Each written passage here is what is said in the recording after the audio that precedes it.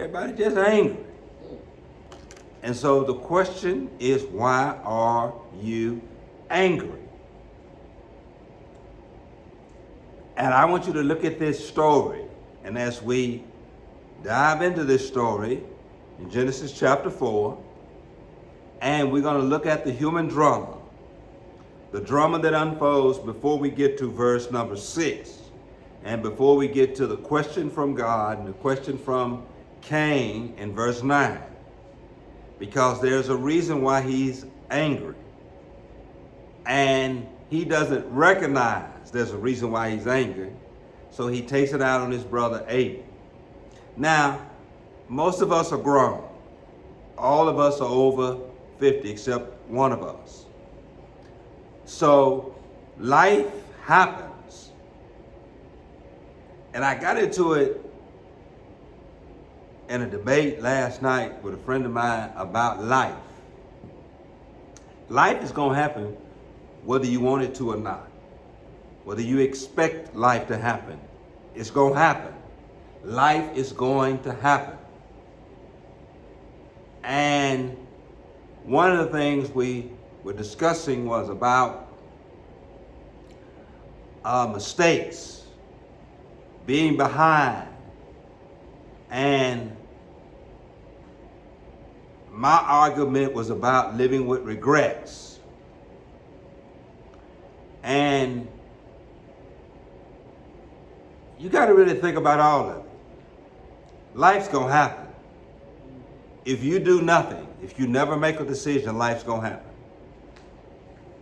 You have to choose every day. The ball is in your court. And you're going to have to make choices. And the choices you make come with consequences. Those consequences affect other people, but they also affect you. And sometimes you need to track down the source of anger. Now, I was listening to a podcast the other night called Fit and Fresh. And the issue was, why do grown women act like little girls even though they're grown women? And why do they play out adolescent, teenage girl behavior as a 40 and 50-year-old woman? And one of the clinical guests on there says that a woman can get stuck back at the place where she was traumatized at a period of time in her life, and she can replay that trauma over and over again, and she never gets past it, especially black women, because they never seek any therapy. And so they live out that experience over and over again. And so they are like 50 years old, acting like they're 18, trying to relive or recapture what it meant to be 18. And I'm explaining to you, life's gonna happen. Life's gonna happen whether you want it to or not. Life is about choices. Life is about decisions.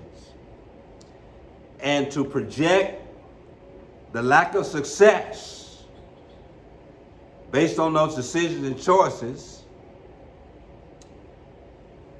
can sometimes make us angry. And I really don't like to use the word angry, but regretful. And then we were discussing last night, as what I talked about last week, the only thing you can't get back is time. Once it's gone, it's gone. You cannot get time back. You can get your money back, you can get your health back. You can gain a lot of things back that you lose in life.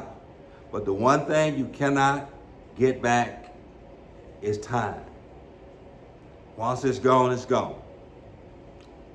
I really wanted to look at this because God's going to ask a critical question at a critical time, and God knows what has happened. And Cain is going to act like nothing has happened. He's going to evade the question. God knows something is wrong with him. He's not come to terms with his own choices and his own decisions.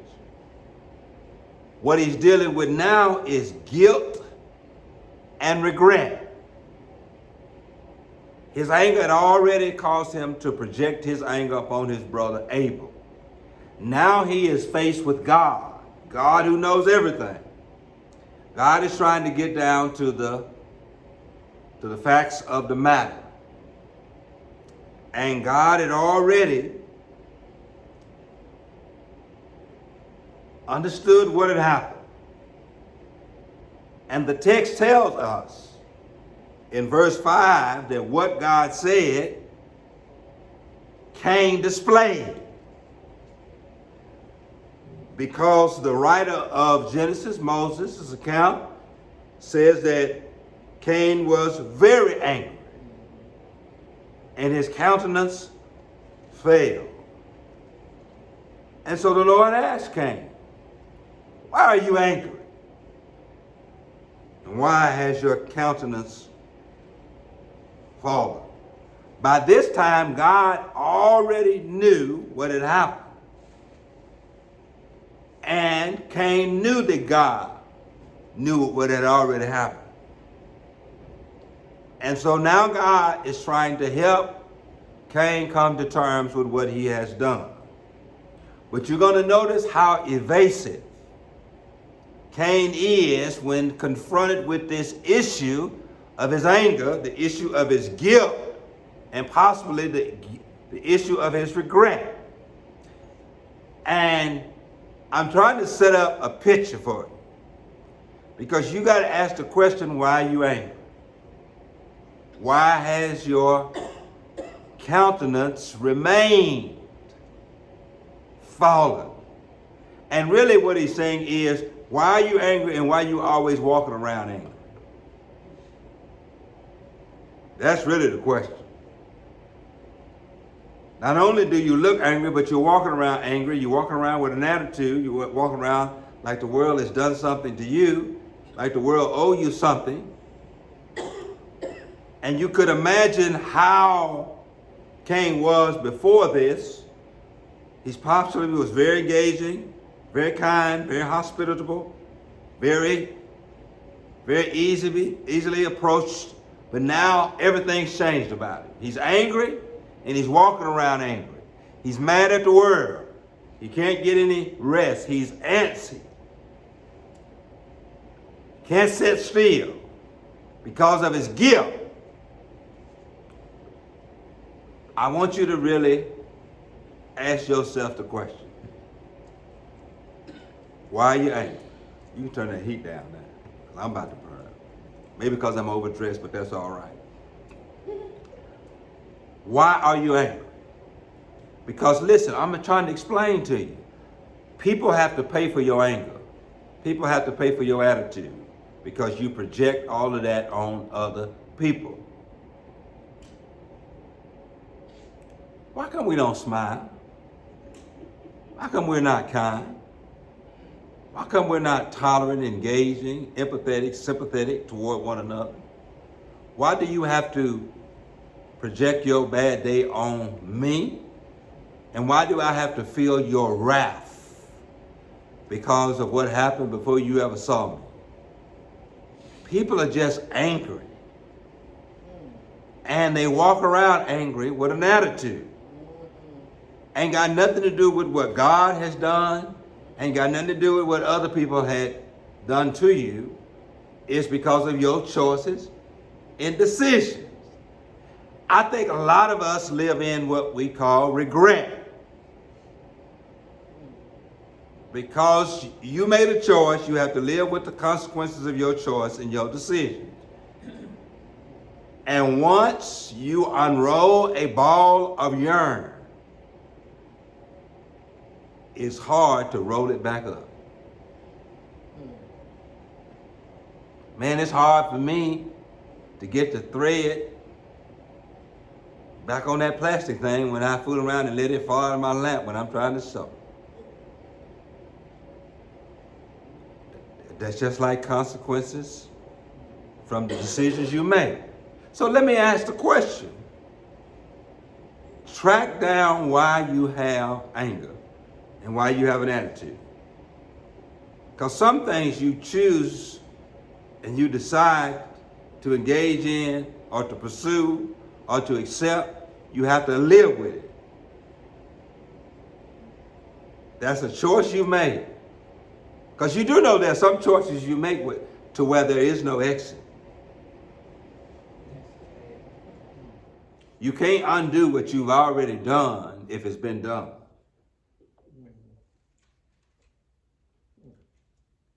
Because you can't go back in time. I don't know how much time had elapsed between the time Cain killed Abel and God confronted him, whether it was hours, whether it was days, whether it was weeks, whether it was months, whether God was waiting to him to confess up, don't know. All I know, the text says that God asked him a simple question after God confronted him about his anger and his attitude. People with anger and attitudes don't like questions. People with attitudes and anger don't like questions. That's how you know a person is angry. And they have a lot of unresolved anger that has nothing to do with you directly, but they project it on you directly because you ask them simple questions. They get defensive. They become evasive. They're like a mosquito flying around in your house that you've been swatting at and knocked the lamp, the TV, the whatnot chef trying to kill that. They're just evasive. And to ask them a question, you do more damage. That's an angry person who's just angry. And so I'm trying to explain to you because we got to focus on why people are angry, because people are doing crazy things because of anger. And they have attitudes. And you know customer service is trash. Because everybody got attitude. Everybody mad. Before they ever get to work, before you ever engage them, they got some issues, unresolved, some by decision and choice. And they come to work with an attitude and you have to deal with that. And I'm telling you, the question is, why are you angry? Why are you walking around with an attitude? They took the job. Most of the time, a person be angry like that is because they hate to face the guilt. Yeah. That's what it is. They hate to face the guilt. They get angry. Right. They know they're guilty, but when you say something to them, they get all pissed off. That's right. Well, I mean, and that really what the issue was, and that's a proper diagnosis, because when God had already confronted him and God about what the issue was, because he knew Cain was angry because his offering had been rejected. He knew what he was angry about. God did. But Cain didn't want to admit that that was really what he was angry about. He wasn't angry at his brother, because the text doesn't indicate that Abel ever bragged, ever said anything to him. There was any engagement between them. Sometimes we project our anger on people who are vulnerable, who are in a position where we are stronger than they are. We can impose our will upon them, and we can project our anger upon them.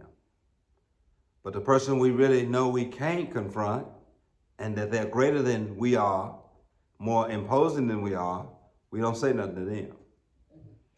Because you know who he should have been confronting? God.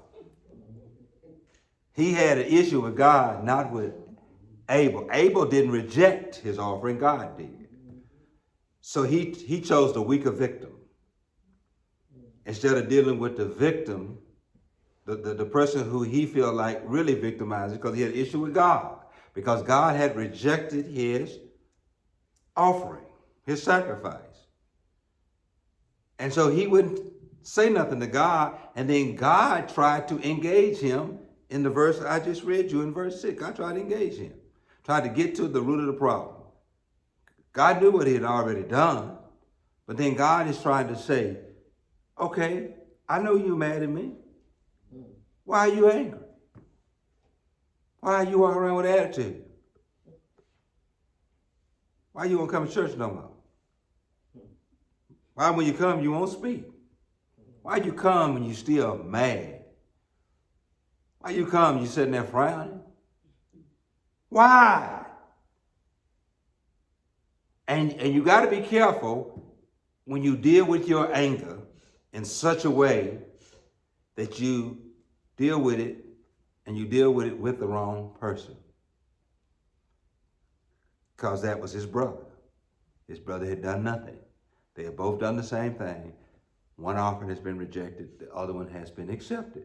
So he wasn't angry at Abel. Now that's really the tragedy of the story.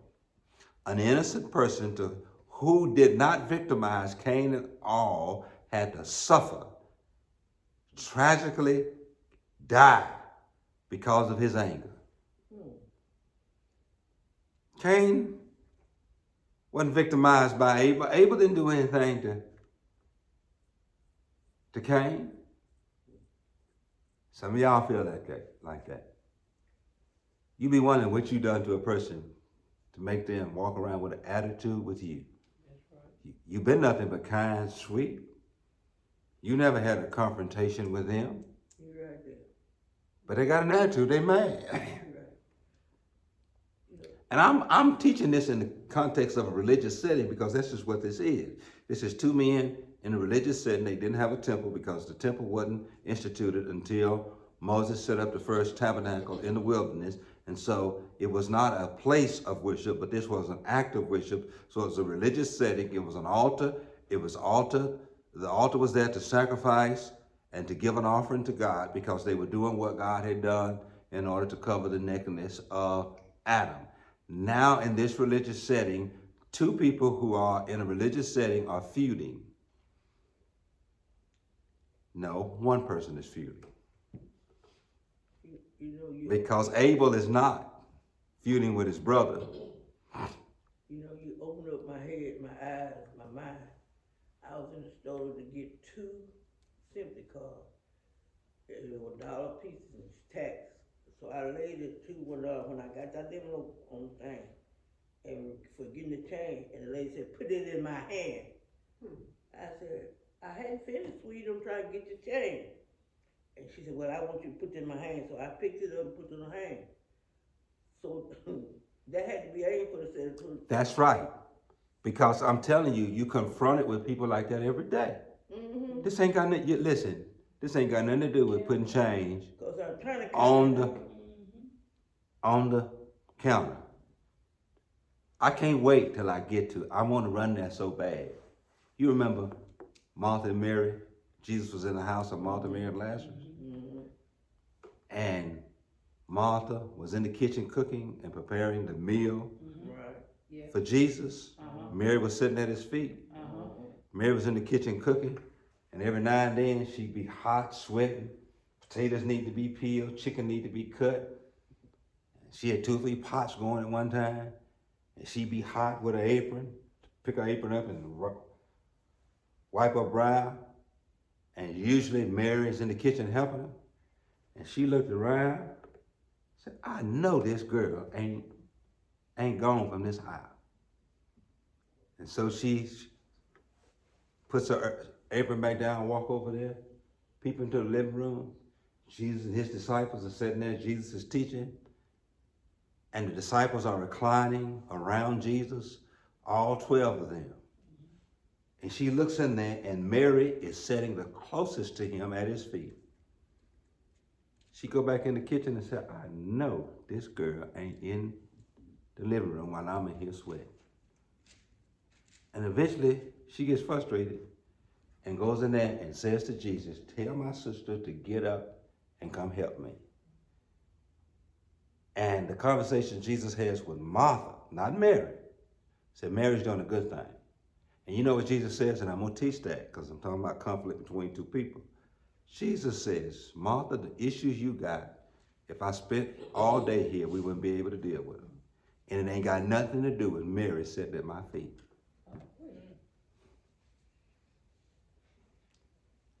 And many scholars believe that Martha took on more than what she could handle. And a lot of people are angry because you took on more than you can handle. You chose that. Because what Jesus said to Mary was, said to Martha about Mary, she's chosen a good thing. You chosen your lot in life. So now why are you getting frustrated because she won't come in to help you do what you do? I'm telling you, you better remember this in the book Essentialisms. If you've never read this book, read it. Essentialisms. The book says this, one of my favorite parts. Don't let other people hijack your time with their priorities. Because you will find out that you'll spend more time trying to help people reach their goals, fulfill their priorities, meet their demands of their lives, and you'll discover that one day you have spent all your time lifting up somebody, and time has wasted away. I know a husband and a wife. I'm not counseling them, but I know the situation because I talk with both of them. He mad now because she helped him be very successful. He is very successful. The kids are grown now. And she came into the house and said to him, okay, you where you need to be. The kids are grown in college. They out doing well. And now it's my turn.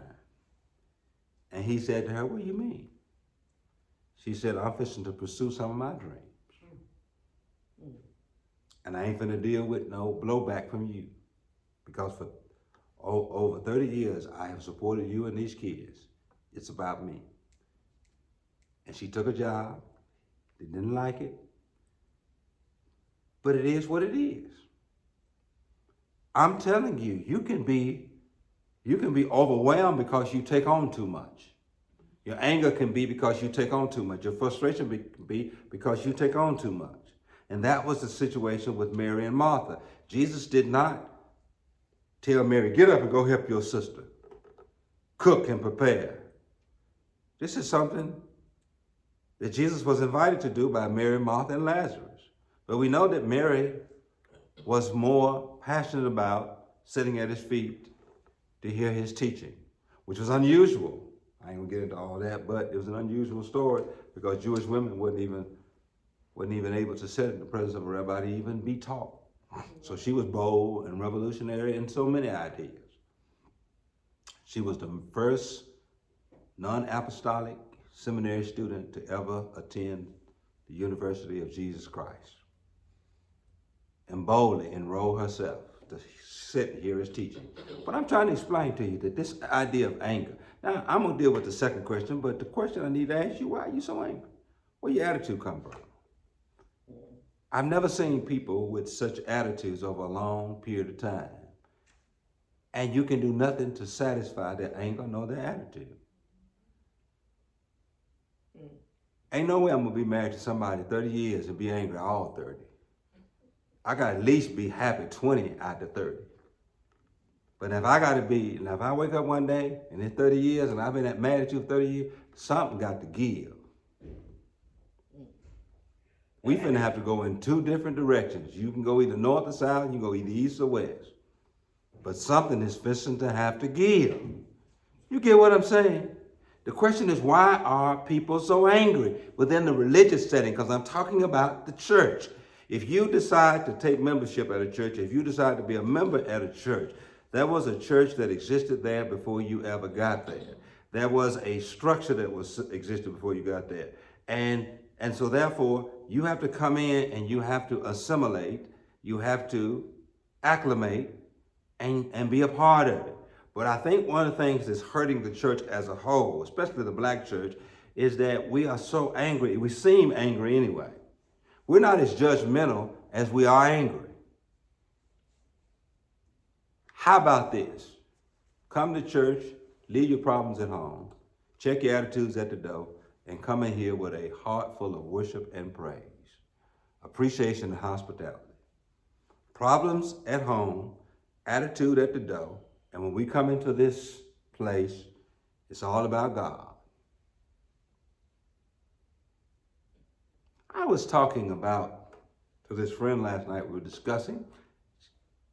Do you not know the word self-esteem, self-confidence didn't enter the psychiatric community until about the 60s, late 60s, early 70s? There was no such thing as self-esteem, self-confidence. Either the self with the hyphen, or the self-confidence, self-esteem, that didn't exist within the psychiatric community until the late 1960s, early 70s. You know why? Because everybody lived in a rural community. And in order to live in a rural community, it couldn't be about self, it had to be about community, neighborhood, and your neighbors. But when cultures and communities became more rural, became more urban and no longer rural, and country life became urbanized, everybody became selfish. And you didn't have community to build you up. You didn't feel a part of the community. So they came up with this idea of self-confidence, and the worst word is self-esteem. You know why? Because you look to yourself to get your self-esteem. Well, first of all, if you was all that self-confidence, you wouldn't have any self-esteem issues. You'll get that on the way home. That's why being a part of a community, people didn't have as many self-esteem and self-confident issues because they were a part of a group. And you got your identity by being a part of the group, so you laid aside your selfishness to help the community be successful. And I further reinforced the point because in Acts chapter 5, Barnabas demonstrated this great selflessness, that when he sold all that he had and gave the proceeds to the church so that every man could have what they needed. That was an act of absolute selflessness. He just gave. And so he felt a part of the community. It wasn't about him. Every tub got to sit on its own bottom. But that came around the late 1960s, early 1970s. Everybody started this confidence, self-esteem thing. Now, I'm telling you, self-esteem is one of the most overrated things in the world. Self-confidence. You know why? Because you try to live apart from everybody. You act like you don't need anybody. And you got so much anger and so much self-confidence that you don't need anybody. You can make it on your own. And I'm telling you, it can cause a lot of anger issues. Now I'm going to get to the second question because I'm almost finished. The first question was, why are you so angry? Question is, why are you angry? Especially if you choose to stay where you are, to do what you do, continue what you continue. Because life is going to be filled with a lot of regrets. Life's going to be filled with a lot of guilt. The reason why? Because you're going to do some things that you shouldn't have done. And then it's going to be filled with some things you know you should have done. So you're going to have guilt on one end, regrets on the other. You know some things you shouldn't have done, guilt. You know some things you should have done, regret. Life's going to happen. You're going to have regrets and guilt. I don't care what you, don't try to play a holy role. Guilt, things you know you shouldn't have done. Regret, things you should have done. And you'll live your life beating yourself up with regret and guilt. I'm just telling you. That's what happens to most of us. And so, and then it produces anger. Because Cain probably was thinking about he shouldn't have killed his brother. He probably was regretful that he didn't go to God because God told him, you could have fixed this situation. Because if you'd have done what was right, or if you would have tried to fix this or given me what I asked for when I asked me why I rejected your offer in the first place, you would have had an opportunity to make this thing right. But a lot of us forfeit an opportunity to make things right Because anger sets in, and what God says, anger or sin is creeping at the door. That's why you can't never resolve any conflict with another individual, because they can't ask you no question. And when they ask the questions, when they ask the question, you answer, you're on your way to healing and recovery, and then you know what it takes to get things back on the right track. You just can't get there. Because you're mad. Now, there's some conflicts that'll never be resolved. We just got to learn to disagree. But disagreements shouldn't keep people from getting along and create tension and static in a relationship. So let me get to the second question. Where's Abel, your brother? Now, you talking about being evasive. First of all, they lived in close proximity to each other. They were the first two human children born. They came out of the same womb. And their farms probably were close to each other. They both were in close proximity when they offered their sacrifices to God. Because Cain knew that God had accepted Abel's, and Abel's knew that God had rejected Cain. So the question is, where is Abel? Should have been a simple question. He over yonder tending his sheep. He's over there tending his herds and his flocks. That should have been a simple question.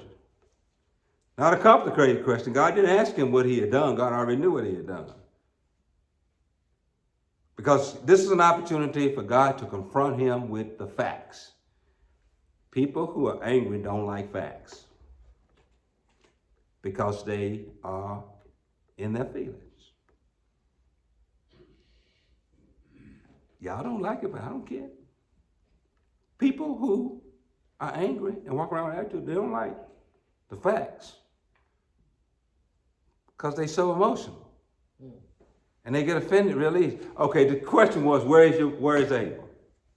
God not only, he identifies him by name. Where is Abel, your brother?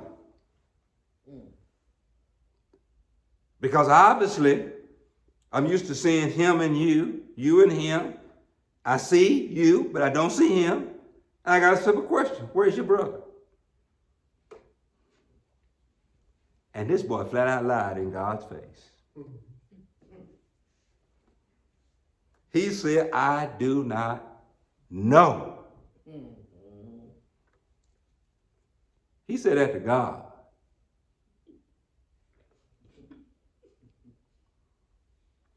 I was listening and studying the phrase that he said. That was a phrase to completely avoid the subject. It was a sensitive, touchy topic.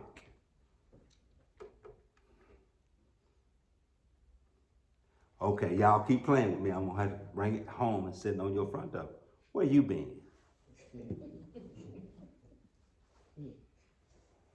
You mean to tell me y'all ain't spoke all night long and all he or she asks you is where you been?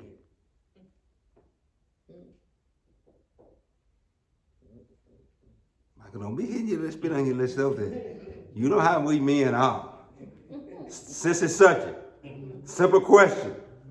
Where you been? Oh, listen, you don't know nothing about that one? What took you so long? Simple stuff sets off and ignites a furnace in you. The simplest basic question. That lets you know you're dealing with an angry person.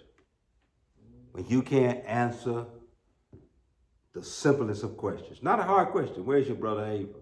He says, I don't know. really it speaks to, because I'm telling you, I studied the human condition, Jordan Peterson's version of this, who's not a scholar, not a theologian, not a preacher, not even really a believer. He's studying it for the human drama. And he says, this answer Cain gave God was, I won't talk about it. What you want to know for? What you asking me that for? We know that because Cain is going to get real smart because he's going to ask God a question. Am I my brother's keeper? Wait a minute. Am I my brother's keeper?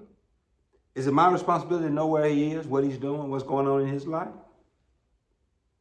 It's a real straightforward question. It's a question in response to a question. Where's your brother Abel? His first response, I don't know.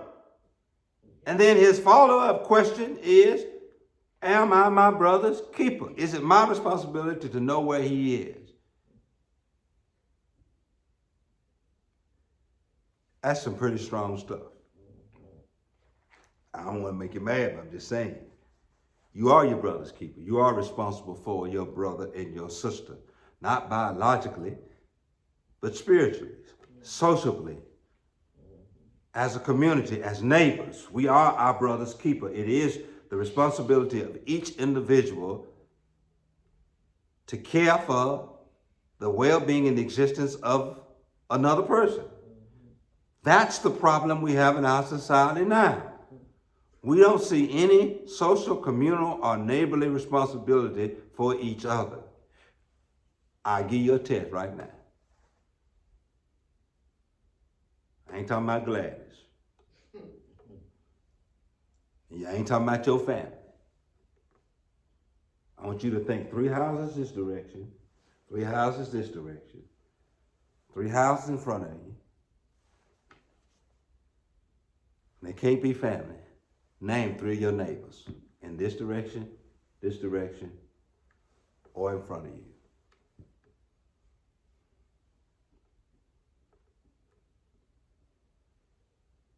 Can't be your family. Now, you know, I'm old school. I try to do this. I don't get a very good response. Whenever somebody new in my neighborhood moves in, I go to Kroger's and buy either cake or pie, and I take it over and introduce myself. It don't go well. It hadn't gone well in about 10 years. But I do that. I go and introduce myself, tell them who I am, give them a gift to try to get to know my neighbors. Because I'm not at home all the time. They're not at home all the time. We should look out for one another. Security systems shouldn't even be necessary. Somebody strange pull up in my yard because they nosy, I'm nosy. I should be like, I don't know that car. But that's what neighbors used to be. That's what it meant to be neighbors. Suspicious. I mean, I had my bike stole, some shoes stole, some packages stole, some mail stole, patio furniture stole off my front porch. And go ask my neighbors, you see anything? I ain't seen nothing. There's a lady in my neighborhood right now. She won't even speak. Walk her dog every day. I guarantee you one thing. She better not ever get mugged.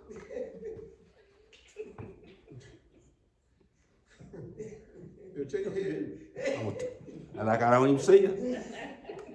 And she started hollering, help, help. I'm like, really? Now you can speak. Walk that dog every day. And when it was 6 degrees, she was out there walking that dog, but she wouldn't speak, wouldn't look. I was sitting out there trying to get my car warmed up. Wouldn't even let somebody mug her. Help, help. Yeah. I'm telling you the way people are. I never know when I might need a jump off. Man, don't even try to go ask nobody. Look, I ran out of sugar. You got any sugar? In the apartment complex I used to live in, first of the month was a long time for everybody. SNAP program wasn't called SNAP program. It was food stamps in that little book. And you ran out of food for the first of the month, so we swapped. Egg, sugar, sometime a ham, sometime a chicken. But we knew who everybody was. The lack of community, the lack of neighborhoods, this social media. I'm a part of with the social media app called Nextdoor. So I got over 1 billion neighbors. And they swear, they be talking to me like they know me, introducing themselves. And they right by me. I'm new to the neighborhood. Hi, everybody. You see me get in my car every day out there raking my yard, pruning my roses, and you won't say one word to me, but you get on next door and you live right by me, and you're gonna get with 1 billion other people and say, hey, I'm the new neighbor on so-and-so Madison Street. But when I say, hey, you turn the other way. One white woman, a woman, I ain't gonna say no, give her a raise. I'm gonna say, hey, how you doing? I see you and your son been living, you and your kid been living here a while. And I said, y'all move no furniture in. Just trying to be concerned. I really didn't care. I'm trying to be neighborly. See, I ain't seen no furniture. What y'all been sleeping on? And she said, well, we couldn't afford to move the furniture here. I said, well, look, I got some extra beds, extra drawers, and air mattress. I let y'all have all of it. So y'all can kind of be comfortable while you're here until you can afford to get your. I wasn't going to volunteer $1,200, but that's what she said it cost. But now I got an extra bed, got some drawers, got some air mattress, gave her that. And I thought, okay, now I just made a friend. She gonna speak to me, engage me. I sit on my porch, smoking my cigar, drinking whatever's in my cup. Trying to relax that day. She gonna at least throw her hand up when she come in and out. The heifer didn't speak. I started to go over there and stick a hole in the air mattress. Didn't speak to me one time after that. The little girl be like, hey, Mr. Neighbor. Mama walk in with an attitude. I'm telling you, we are responsible for one another. I know I'm just going off the reservation right now. But I'm telling you, and I'm telling you, that's what causes so much chaos in our neighborhood. Just like this situation led to murder, led to violence, that's what's leading to violence and murder in our neighborhood. We don't know each other. We never take the time to get to know each other. Am I my brother's keeper? We are our brother's keeper. We are responsible for each other's reputation. We're responsible for each other's well-being. And that's the problem. The study I was reading the other night, that's what caused this self-esteem, self-confidence, all these self-hyphenated words, because when America moved from being rural America to urban America, people forgot about community neighborhoods, and that they didn't need self-confidence because they had community. They lived in these units, whether it was a family unit, a communal unit, neighborhood. People took care of each other. They built one another each up, and they very rarely tore each other down. People were not so negative when I was growing up. I don't care what you say. Everybody was considered ugly. So we all got along. We all was poor. We all was nappy-headed. We all had on raggedy clothes. We were all struggling just to make ends meet. Now you live over yonder in that neighborhood and this neighborhood and driving this and that. And now you got this self as a priority. And you always talk about folk ought to pull themselves up by their own bootstraps.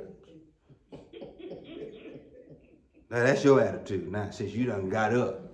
You ain't your brother's keeper. You don't owe nobody nothing for the success you have. No, you owe everybody for the success you have.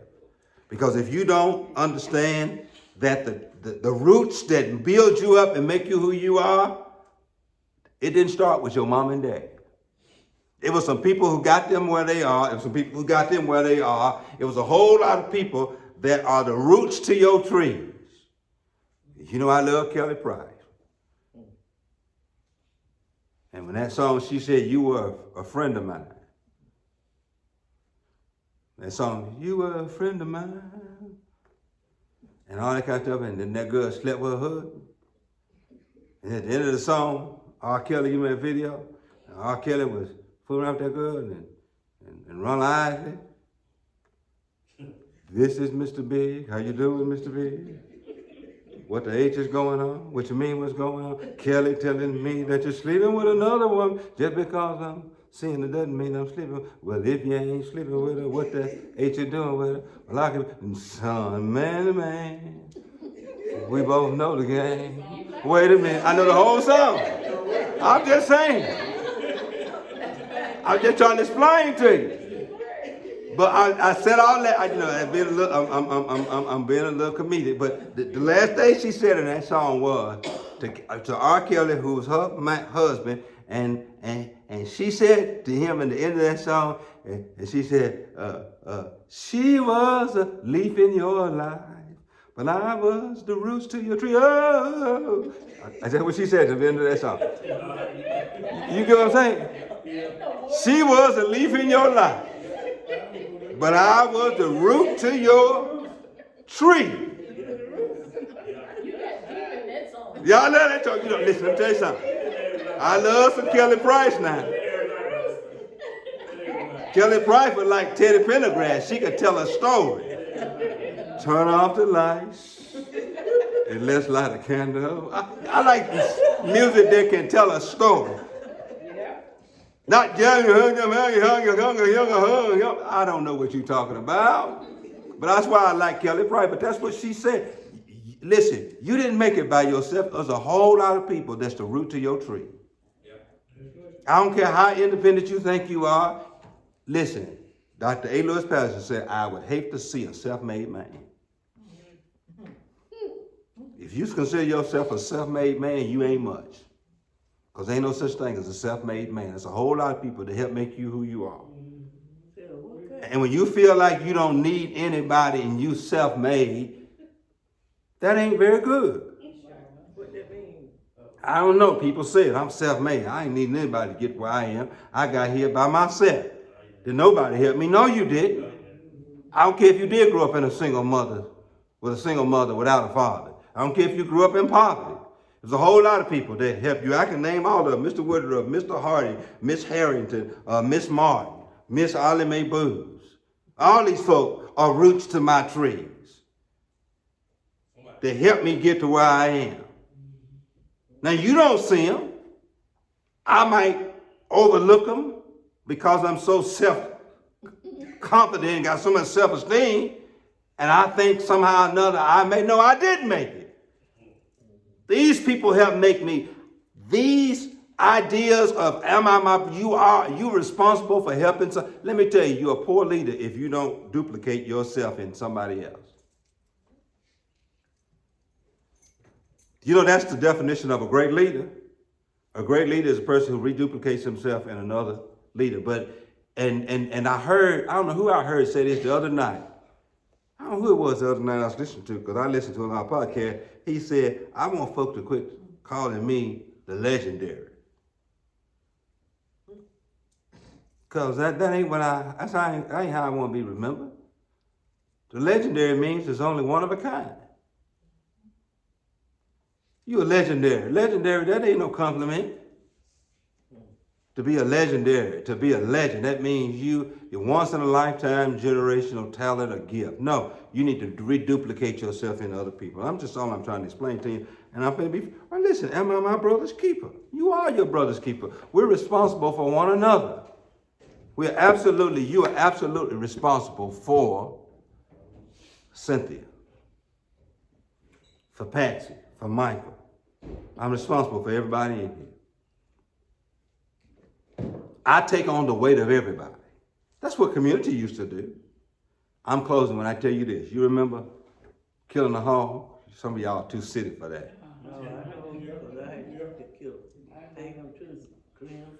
Fred, Uncle Fred used to Did all of it. feed that hog and give him some corn. He'd come over to that trough, take that shotgun, bang. And they would immediately get him over to the hot water to hang him, to get the hair off of him. And then they would gut him before the meat turned sour. Split that thing in half.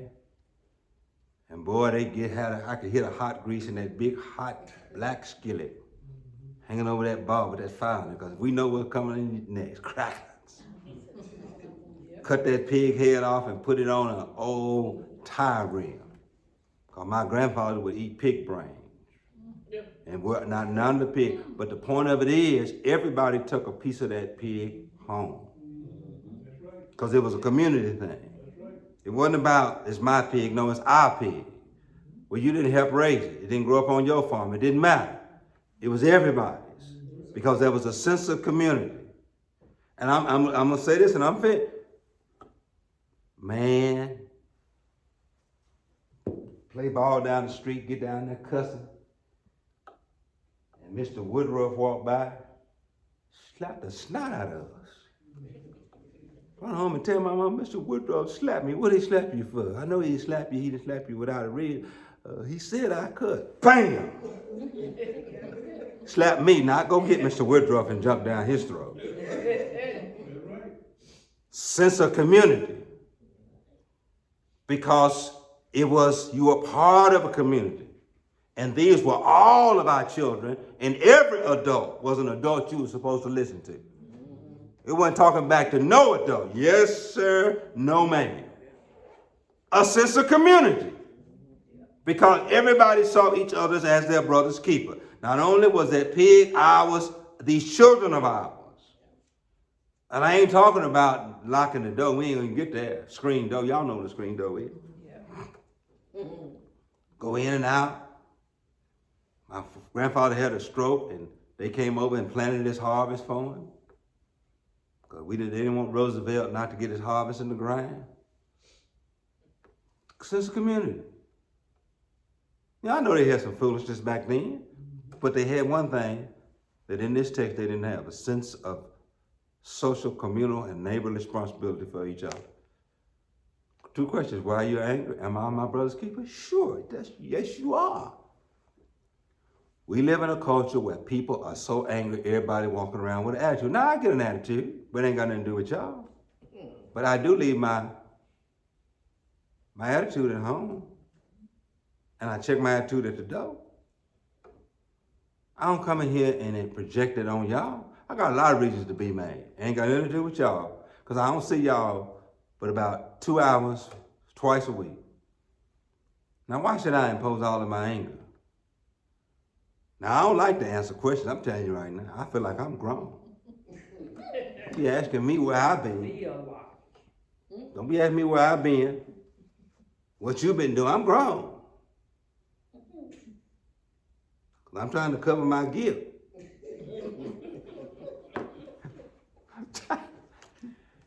I might expose too much about me. I'm just telling you. Folk just act, and it's really tough how we live in a world. I'm telling you, it's dangerous now. You know how I used to walk down the street bumping into somebody. Well, be bumping into me. Shoot, folk bumping into me now. Oh, I'm sorry. Let me clean your shirt off. I'm sorry. Listen, we ain't got no problem. Somebody came up close to my BMW not too long ago and almost had me blocked in where I couldn't get out the driver's door. Some young black boys at the mall. Shoot, I seen the time I'd have got out, it'd have been on. I know you ain't finna block me and take up my parking space. Shoot, I crawled over that console, went on out the passenger door. Forget this nonsense. I ain't finna lose my life. Over getting out no driver's door. I crawled on the console, got on out, and said to y'all fellas, how y'all doing? I ain't letting nothing jump off. Because people are unstable. You up in a restaurant cutting up because your food ain't right, you do know that food gonna go outside your presence, don't you? This steak ain't right. Y'all stupid. We all idiots. They go in there and throw that steak on the floor, put it back on the grill, warm it up, and put it back on your plate. You know what happened to the girl in Jack's over there in Columbia? She be at a restaurant that, like, we'd be on the phone, she'd drive through. That's what I said. I said, you know what? You gonna have special sauce on your sandwich. That's right.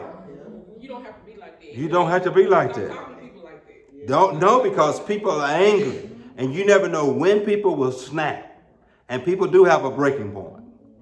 And their breaking point ain't the threshold it used to be, which is way up here. It's way down here. They'll break up and fall apart and snap over nothing. That people shouldn't even get. You don't know why. Listen, I saw him throw down in the Waffle House because the woman got strawberry jelly when she wanted grape.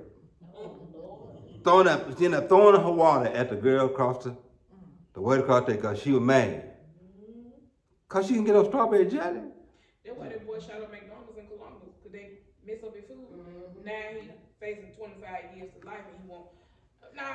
No, No. that was you wanted, sir. That's not anything to shoot up anything. That's what I'm telling you. People are so angry now. That's why we can't get along. That's why relationships don't work. That's why people can't be neighborly. That's why our neighborhoods are unsafe. Our churches are unstable. It's because people are walking around angry with attitudes and we can't come together. We can't even, listen, when you're angry and an attitude, you can't communicate. And communication is key to having a stable, safe, and salvageable society.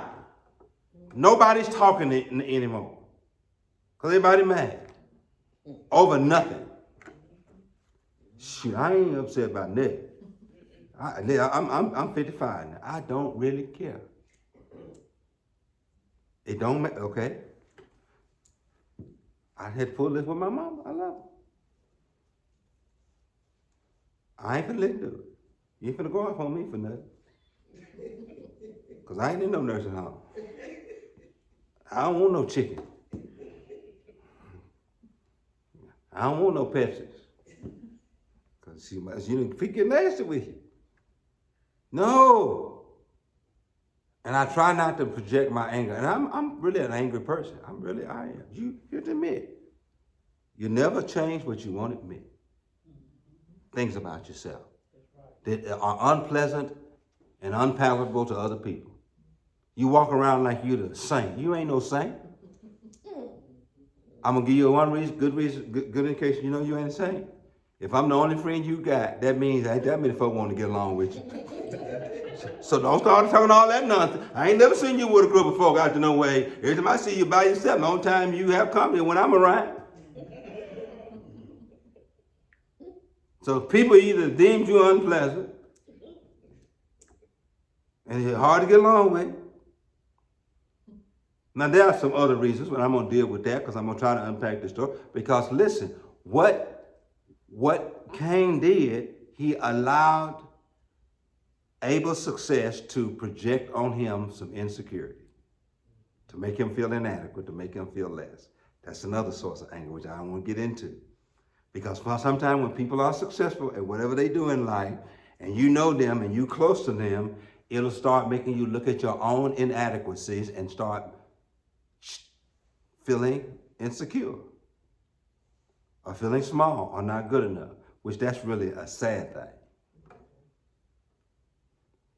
And I deal with people who are angry at me because I make them feel inadequate, insecure.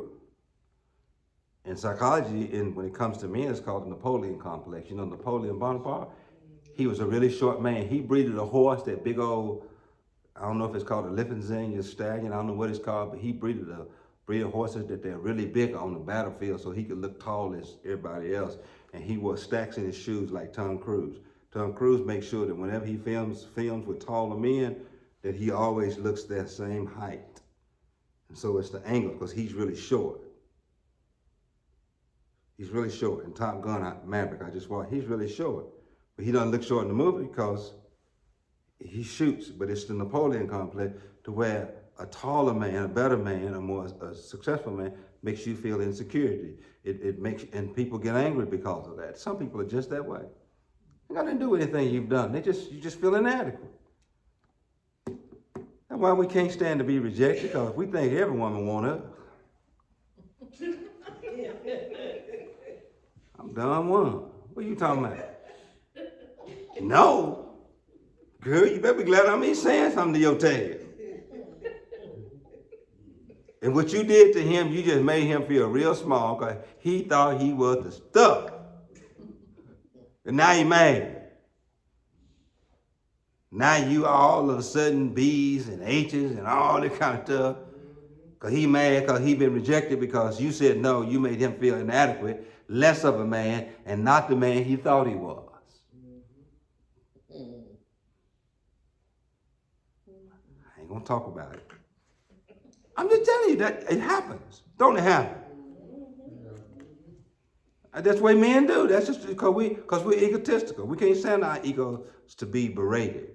We think every woman wants us. You can't smile at us. You can't speak to us. And don't ever be in the grocery store and turn back and look at us. It's over. We'll follow you around the whole grocery store.